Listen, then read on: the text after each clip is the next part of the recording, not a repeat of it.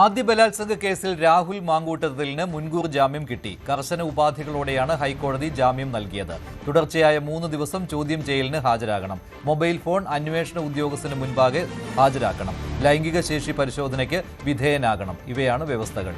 മറ്റ് 2 കേസുകളിലും രാഹുൽ മാങ്കൂട്ടത്തിലിന് നേരത്തെ ജാമ്യം കിട്ടി. കർശന ഉപാധികളോടെയാണ് രാഹുൽ മാങ്കൂട്ടത്തിന് ഒന്നാം ബലാത്സംഗ കേസിൽ ഹൈക്കോടതി ജാമ്യം അനുവദിച്ചിരിക്കുന്നത്. ഇതിൽ പ്രധാനമായും ഈ ജാമ്യവ്യവസ്ഥകളിൽ പറയുന്നത് മൊബൈൽ ഫോൺ ഹാജരാക്കണം. അതോടൊപ്പം തന്നെ എല്ലാ ശനിയാഴ്ചയും രാഹുൽ മാങ്കൂട്ടം അന്വേഷണ ഉദ്യോഗസ്ഥന് മുന്നിൽ ഹാജരാകുകയും രാഹുൽ മാങ്കൂട്ടം ചെയ്യണം. രാവിലെ 10-നും 11-നും ഇടയിൽ അന്വേഷണ ഉദ്യോഗസ്ഥന് മുന്നിൽ ഹാജരാകണം. ഒപ്പം പാസ്പോർട്ട് അന്വേഷണ ഉദ്യോഗസ്ഥന് സമർപ്പിക്കണം. അന്വേഷണ ഉദ്യോഗസ്ഥന് മുന്നിൽ ഹാജരാകണം. ഇതിൽ 3 ദിവസം തുടർച്ചയായ 3 ദിവസം രാവിലെ 10 മണി മുതൽ വൈകിട്ട് 4 മണി വരെ രാഹുൽ മാങ്കൂട്ടത്തിനെ ചോദ്യം ചെയ്യാം എന്നതാണ് കോടതി പറഞ്ഞിരിക്കുന്നത്.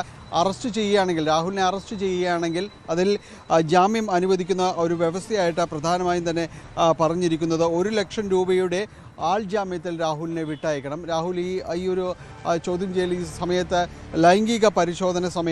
ലൈംഗിക പരിശോധനയ്ക്ക് വിധേയനാകണമെന്ന നിർദ്ദേശവും കോടതി മുന്നോട്ട് വെച്ചിട്ടുണ്ട്. സാക്ഷികളെയോ പരാതിക്കാരിയെ സ്വാധീനിക്കാനായിട്ട് ശ്രമിക്കരുത് എന്നത് തുടങ്ങിയ കർശനമായ നിർദ്ദേശങ്ങൾ ഉപാധികളോടുകൂടിയാണ് രാഹുൽ മാങ്കൂട്ടത്തിന് ജാമ്യം അനുവദിച്ചിരിക്കുന്നത്. നേരത്തെ രാഹുൽ കോടതിയിൽ പറഞ്ഞിരുന്നത് തന്നെ അപകീർത്തിപ്പെടുത്തുവാനുള്ള ഗുരുതരമായ ഗൂഢാലോചനയാണ് ഈ കാര്യങ്ങളിൽ നടന്നിരിക്കുന്നത്.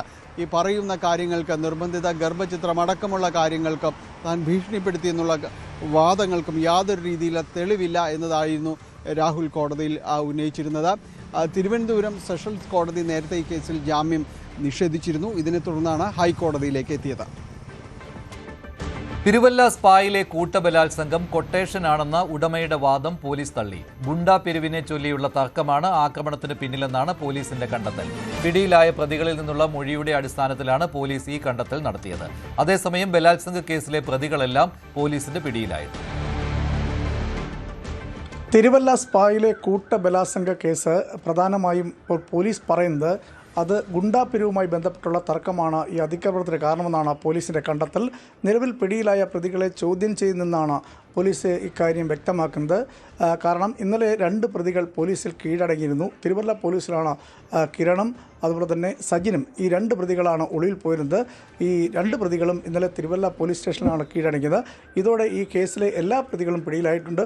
1 പ്രതി കൂടി ഇനി ഉണ്ടെന്നാണ് പോലീസ് പറയുന്നത്. എന്തായാലും നിലവിലത്തെ സാഹചര്യത്തിൽ ഈ ഗുണ്ടാപിരിവുമായി ബന്ധപ്പെട്ട് സ്പായിലെത്തുകയും ആ പിരിവ് നൽകാത്തതിൻ്റെ പേരിലാണ് പിന്നീട് ഈ അതിക്രമം ഉണ്ടായത്, അതായത് കൂട്ടബലാത്സംഗം ഉണ്ടായെന്നാണ് പോലീസ് ഈ പ്രതികളിൽ നിന്നുള്ള മൊഴികളുടെ അടിസ്ഥാനത്തിൽ വ്യക്തമാക്കുന്നത്.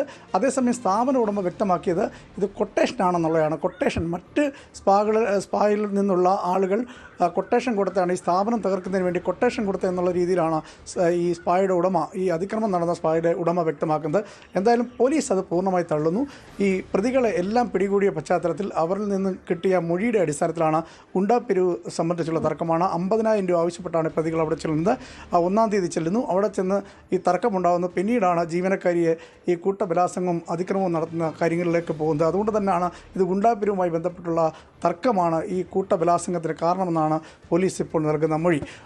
അതേസമയം നിലവിലത്തെ സാഹചര്യത്തിൽ ഈ ഗുണ്ടകൾ പലരും ഈ തിരുവല്ലയിലെ പല സ്ഥാപനങ്ങളിലും എത്തി ദിവസങ്ങളോളം ഈ ഗുണ്ടാപിരിവ് നടത്തിയിട്ടുണ്ട് എന്നുള്ള പരാതി കൂടി പുറത്തു വരുന്നുണ്ട്. അതിൻ്റെ അടിസ്ഥാനത്തിലാണ് ഈ ഗുണ്ടാപിരിവ് തന്നെയാണ് ഇതിന് കാരണമെന്ന് വ്യക്തമാക്കുന്നത്. നിലവിൽ ഈ ജീവനക്കാരിയുടെ മൊഴിയും അത്തരത്തിൽ തന്നെയാണ്. ജീവനക്കാരുടെ മൊഴിയും അത്തരത്തിലാണ് പറഞ്ഞിട്ടുള്ളത്. അതുകൊണ്ട് തന്നെ ഈ കൊട്ടേഷൻ എന്നുള്ള ആരോപണം. കൂടുതൽ വാർത്തകൾക്ക് news 18 Keralam YouTube channel subscribe ചെയ്യുക.